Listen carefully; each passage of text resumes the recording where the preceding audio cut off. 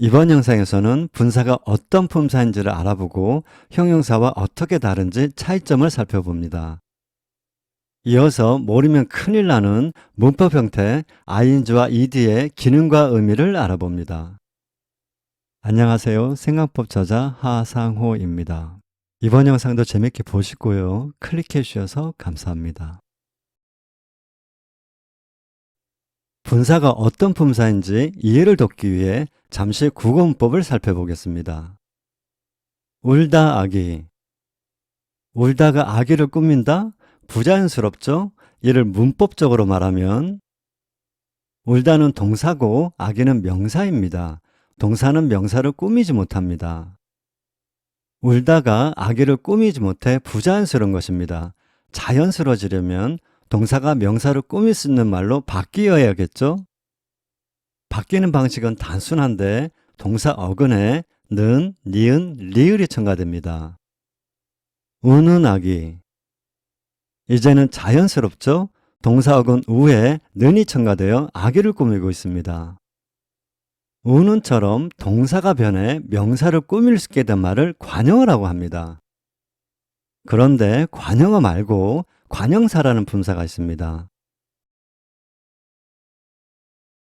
새는 관형사입니다. 책을 수식하고 있습니다. 우는은 아기를 역시 수식하고 있습니다. 둘 다 명사로 수식하고 있지만 엄청난 차이점이 있습니다. 매우 중요한 설명이 나옵니다. 집중하시고요. 새는 명사를 수식하기 위해 태어난 단어입니다. 원래부터 태생이 명사 수식어입니다. 하지만 우는은 원래부터가 아니라 울다라는 동사가 변한 명사 수식어입니다. 다시 말해 관형사는 원래부터 명사 수식어고요. 관형어는 동사가 변한 명사 수식어입니다. 동사가 변했다. 이것이 핵심입니다. 문법에서요. 동사가 변해서 다른 품사가 되거나 다른 품사의 역할을 하는 것은 언어 혁명과도 같은 일로 인간의 언어가 고도로 발달하게 된 한 요소입니다. 동사가 변했다. 이 말을 의미심장하게 받아들이셨으면 합니다. 관형어 우리말 국어문법인데 전부 이해하셨죠? 그럼 분사를 한 것이나 다름없습니다. 관형어가 영어의 분사에 해당하기 때문입니다. 정말 관형어와 똑같습니다. cry baby. cry가 baby를 수식한다? 부자연스럽죠? 이를 문법적으로 말하면 cry는 동사고 baby는 명사입니다. 동사는 명사를 수식하지 못합니다. baby를 수식하지 못해 부자연스러운 것입니다. 자연스럽게 하려면 동사를 명사를 수식할 수 있는 품사로 바꿔야겠죠? 바꾸는 방법은 간단한데요. 국어는 동사 어근에 는, 니은, 니을 첨가시켰죠? 영어는 동사 원형에 ing와 ed를 결합시킵니다. crying baby. 이제는 자연스럽죠? 동사 원형 cry에 ing를 결합시켜 baby를 수식하고 있습니다.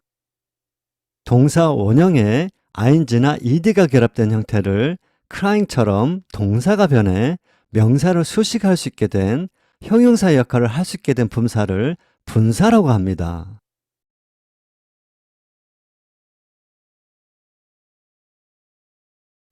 new는 형용사고 crying은 분사입니다. 그럼 차이점은? 네, 그렇습니다. new는 명사를 수식하기 위해 태어난 단어입니다. 원래부터 태생이 명사 수식어입니다. 하지만 crying은 원래부터가 아니라 cry라는 동사가 변한 명사 수식어입니다. 다시 말해 형용사는 원래부터 명사 수식어고요. 분사는 동사가 변한 명사 수식어입니다. 관형어 설명과 똑같죠? 관형어와 마찬가지로 동사가 변했다. 이것이 핵심입니다. 살펴본 바와 같이 분사는 동사가 변한 말로 동사에 준한다 하여 준동사라고 합니다.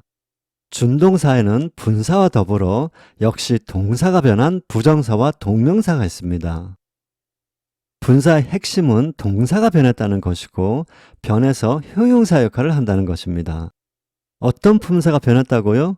동사. 동사가 변해서 어떤 역할을 한다고요? 형용사. 분사가 어떤 품사인지 감을 잡으셨죠? 여러분, 분사는 분사입니다. 형용사가 아닙니다. 수식어에 속하는 형용사와 달리 분사는 동사어에 속합니다. 역할만 같을 뿐 형용사와는 문법적으로 여러모로 차원이 다릅니다. 여기서는 구문적인 차이를 살펴봅니다. He is studying English. He is afraid of dogs. studying은 분사고 afraid는 형용사입니다. 분사는 동사가 변한 품사이므로 타동사가 변했으면 목적어를 취할 수 있습니다. 위 예문에서는 분사 studying이 English를 목적어로 취하고 있습니다. 반면에 형용사는 목적어를 취할 수 없습니다. 형용사는 주어 설명으로서 주어를 설명함으로 임무를 완료합니다. 형용사가 목적어를 취하려면 전치사를 써야 합니다. 이 때문에 전치사가 연결에 속하는 것입니다. 위 예문에서는 전치사 of를 써서 목적어 dogs를 취하고 있습니다. 이때의 목적어를 전치사의 목적어라고 합니다. 지금은 무슨 말을 하는지 이해를 못 하실 겁니다. 국어와 영어는 목적어 규정이 서로 아주 다릅니다. 완전 딴판입니다. 영어의 목적어는 우리가 지금 생각하고 있는 목적어와 많이 다릅니다. 자동사와 타동사에서 심도 있게 다룹니다. 지금은 다만 분사는 형용사와 달리 목적어를 취할 수 있다는 것만 기억하시면 됩니다. 영어를 할 때 국어를 하지 말라고 했지 누가 영어 문법을 할 때 국어 문법을 하지 말라고 했습니까? 우리 머릿속에 기가 막힌 것이 그것도 내재되어 있습니다. 바로 국어 문법입니다. 문법을 놓고 보면 국어 문법과 영어 문법은 따로 떨어져 있지 않습니다. 머리와 몸통이 그렇듯이 하나로 공존합니다. 이는 국어 문법을 통해 영어 문법을 알 수 있다는 의미입니다. 이를 증명하듯 관용어를 알았더니 분사를 한 것이나 다름없었습니다. 국어 문법이 이해하기 힘든 영어 문법을 종종 명쾌하게 설명해 줍니다. 이러한 국어 문법을 구운도구도 아닌 우리가 10분 활용하지는 못할 망정 배척해서는 안 될 것입니다. 국어 문법도 하는 것이 정상, 아주 바람직한 영어 문법 공부. 도움이 안 되는 국어 문법은 생각 문법에 나오지 않으니 때때로 국어 문법이 나올 때마다 눈여겨보시길 바랍니다. 우리는 관용어가 무슨 말인지 몰라도 말하는데 지장이 없습니다. 영민이라고 다르지 않습니다. 파티스프를 알지 못해도 말하는데 불편함이 없습니다. 이를 보고 혹자는 문법을 안 해도 된다고 합니다. 천만의 말씀, 모국어로 내재되어 있어 의식하지 못할 뿐 문법을 완벽히 통달해 말을 잘하는 것입니다. 그럼 구체적으로 문법의 무엇을 완벽히 통달해 말을 잘하는 것일까요? 바로 이것입니다. 문법 형태의 문법적 기능, 문법 형태의 문법적 의미, ing나 ed와 같은 문법을 나타내는 형태를 문법 형태라고 합니다. 문법 형태는 저마다 기능과 의미를 지닙니다.